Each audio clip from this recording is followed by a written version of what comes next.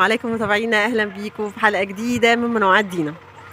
بصوا بقى، انا دلوقتي في الريف دلوقتي، تحديدا في وسنا. احنا دلوقتي في الشتاء طبعا 2000، في شهر واحد، احنا في اواخر شهر واحد تقريبا 27/1/2024. والجو دلوقتي عايزه اقول لكم جو يعني في شتوي كده، جو سقعه، في لسعه سقعه كده. فانا هصور لكم، بصوا زي انتوا كالعاده، انا هوريكم بقى ايه هم زارعين ايه. طبعا في الشتاء بيبقوا زارعين ايه، لان انا كنت مصوراكم قبل كده هم زارعين ايه في الصيف في مصر. السنابل بتاعت القمح لسه خضرة. احنا دلوقتي في شهر واحد، فانا معرفش بتطلع تقريبا في شهر تلاتة، يعني بتبدأ تصفر في شهر تلاتة. تمام، ويبدأوا يحصدوها في شهر تلاتة تقريبا. فاللي عارف يقول لي هي بتتحسد في شهر ايه. تمام. هي 7 سنابل اللي ذكرت في القرآن. السنابل، بس هي لسه خضرة، والنطرة جاية عليها اهي غسلاها.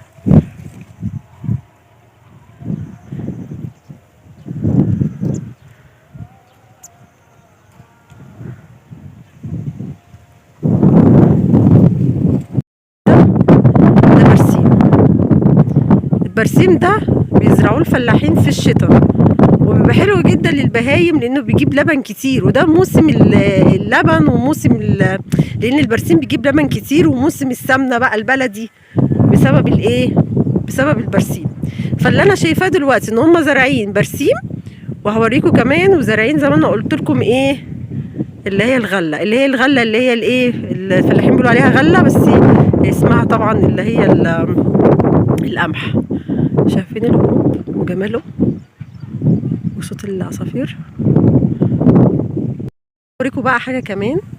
شايفين الشجره دي؟ الشجره دي شجره توت، بس هي ناشفه. ليه بقى؟ لان هي الزرع بتاعها بيطلع في فصل الربيع. التوت بيظهر في فصل الربيع، فهو دلوقتي ناشف جنب الترمبه بقى بشكل الغيط. جمال الغيط، جو مشتي.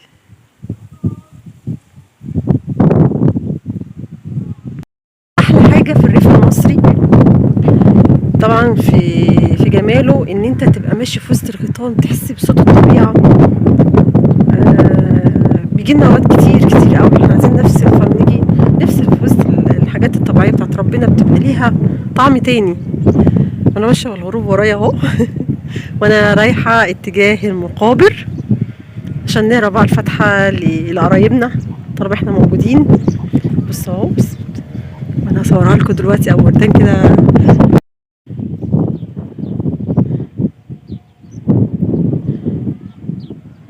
ده البرسيم، هما بيبقى في وسط البرسيم ده، هو وردان ده. بس مش عارفة هما لسه هل دي من النطرة ولا هما راويين، بس هي دي عاملين مجرى من كده، فدي الأنية اللي جاية من الترعة اللي هي جاية من الايه، النيل، زي ما انا قلت لكم قبل كده.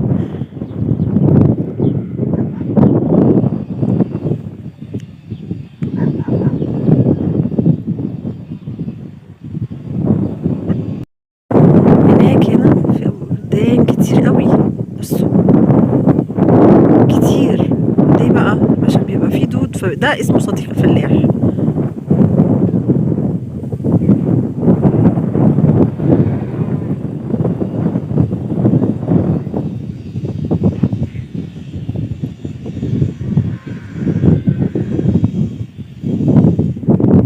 هناك بقى، هناك الترب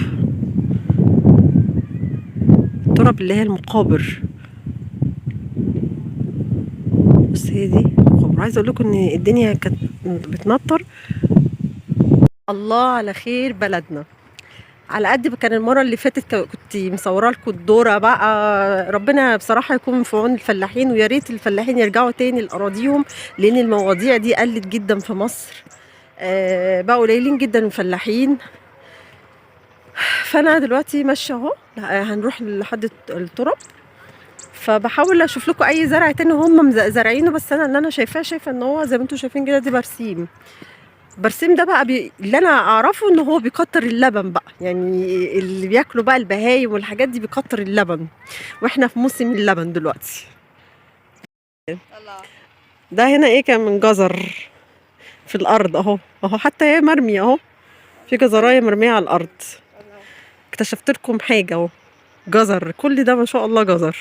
وجزر بيتزرع، اللي انا اكتشفته ان هو بيتزرع في الشتاء. بصي بص، واو. ما شاء الله. انت جبتها على طول على فكره. ايه بس كبيره. ده اسمه نبأ. اسمه ايه؟ نبأ. نبأ. ايه بقى الفرق يعني؟ هو والصغيره اسمها ايه؟ لا ده اسمه جزر، نبأ ايه يا عم؟ ديت ليها فوائد ودي ليها فوائد. الجزر ليه فوائد معينة وديت ليها فوائد معينة. صغير يبقى احلى من دي بكتير. الصغير ايوه. بيبقى عسل مسكر. لكن ده بقى حلوة بس برضه ناشفة شوية. ناشفه شويه. ده لسه شويه يسيبوها يعني ولا هيشدوها بقى يطلعوها؟ لا دي حاجات تانية، بتقول ده مش اسمه خضار، حاجات تانية، استعمالات تانية كده. استعمالات تانية زي ايه بقى؟ معرفش السمك اللي بيقطعوها ساعات وبيعملوا بيها حاجات. ما هو كده اصلا الجزر بيتعمل في كل حاجه. ايوه سهل. بس في جزر اللي هو الصغير بقى. الصغير بيبقى ما مسكر. بيتزرعش هنا. بس ايه ده؟ هو الصغير بيبقى ليه زرع والكبير بيبقى ليه زرع. كل واحد حسب الحبة بتاعته. ما شاء الله. يلا عبال ما تبقى مهندس زراعي كده. رجعتها تاني. ماشي يا حبيبي. انا اكتشفت ان الجزر ليه ارض، الجزر الكبير ليه زراعه في اراضي، والجزر الصغير ليه زرع في ارض. يعني ده حاجه وده حاجه. وانا اللي كنت فاكره ان الجزر الكبير ده من الجزر، يعني بيبدا صغير وبعد كده كبير.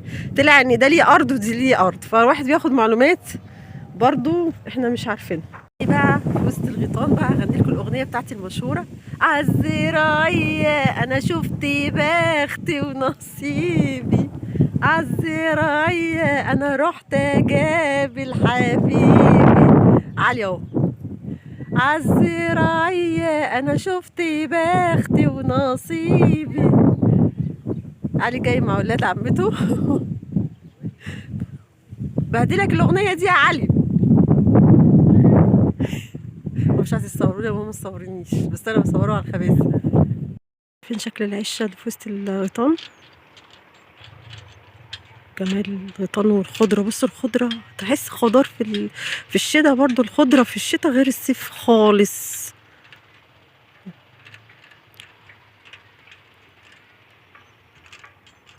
هنا العش هنا بيبقى بيستريحوا فيه، تمام، يشربوا بقى شاي. وهناك هنا البهايم بيبقى بيقول لك ايه اللي انا بفهمه، ان البهايم لما بتتحط في وسط الغيطان لحمها بيكتر واللبن بتاعها بيكتر، يعني ما تحبسهاش يعني. فلما تبقى في وسط الغيطان بتبقى ليها يعني بتنمو بسرعه يعني.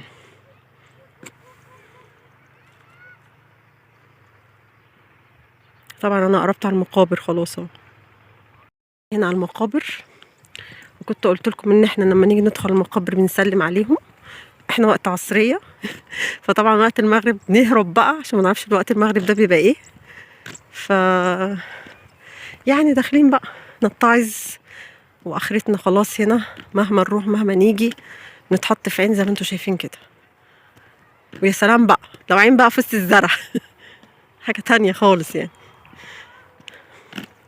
بسم الله. السلام علينا وعلى عباد الله الصالحين. انتم السابقون ونحن اللاحقون.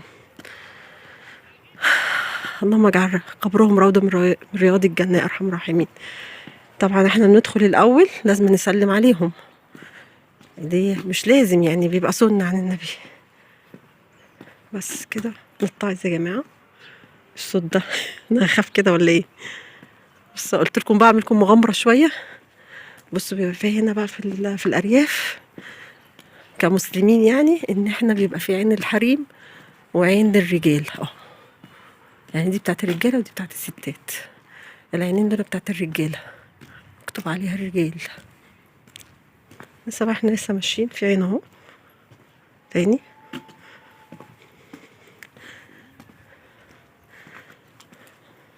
وابو قردان هناك اهو، صديق الفلاح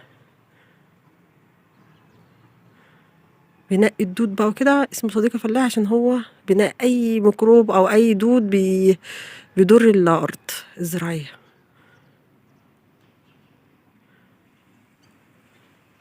هنا في وسط المقابر، تمام. بص المقابر اهي ورايا، وقدام القمح لسه بقى اخضر، لسه ما تلاقيش بقى ذهبي. هو لما خلاص بيبداوا يحصدوه لما يكون لون ذهبي بقى، لما يوصل للون الاصفر. المقابر قدامها القمح. بس هنا زي ما انا قلت لكم، هنا في الفلاحين يقولوا عليها غله، اسمها غله. يكون الفيديو يكون خفيف على قلبكم، واشوفكم على خير، والسلام عليكم ورحمه الله تعالى وبركاته.